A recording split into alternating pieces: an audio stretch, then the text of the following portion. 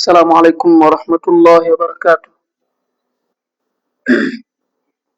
أعوذ بالله من الشيطان الرجيم. بسم الله الرحمن الرحيم. الحمد لله الذي هدانا لهذا وما كنا لنهتدي لولا أن هدانا الله.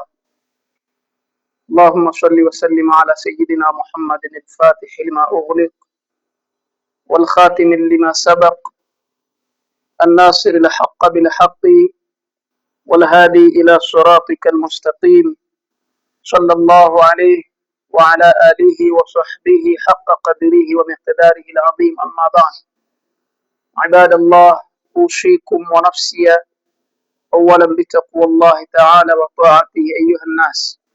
Ndugu Waislamu watukufu, baada ya kumshukuru Allah tabaraka wa taala na kuzipeleka ziada za rehma kwa kiongozi wa umma kipenzi cha Allah subhanahu wa ta'ala, Bwana Mtume Muhammad sallallahu alayhi wasallam, hatuna budi kumshukuru Allah subhanahu wa ta'ala kutujalia wachache miongoni mwa wengi ambao ametufanya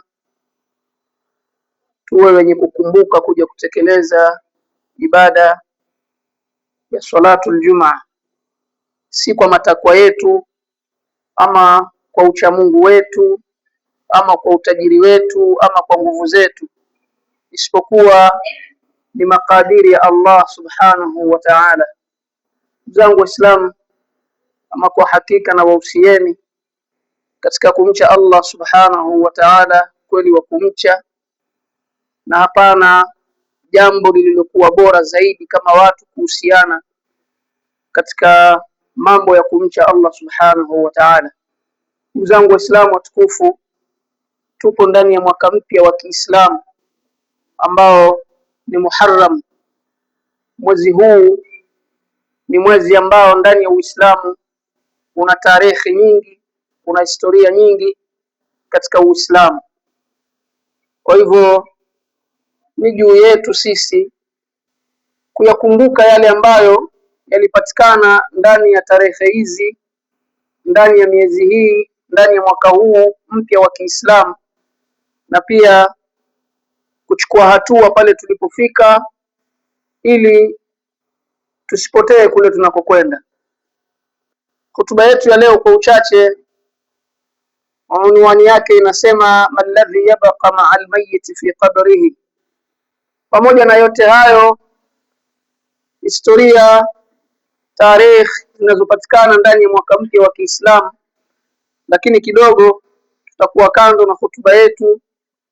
Unwani yake inasema ni nani ama ni nini kitabaki ndani ya kaburi pamoja na maiti, pale ambapo itakuwa mimi na wewe wakati wetu umefika mwisho, tunapelekwa katika kaburi letu ama makaburi yetu.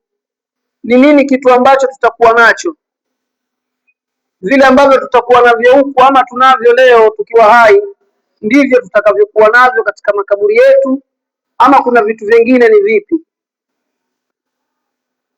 Kwa hivyo hadithi maarufu taisimulia kutoka kwa Abu Huraira radhiyallahu ta'ala anhu, hadithi inayopatikana katika vitabu vingi vya hadithi, lakini ukiangalia katika Sahih Muslim namba 1631, Bwana Mtume Muhammad sallallahu alayhi wasallam anasema idha mata al-insanu inqata 'amaluhu.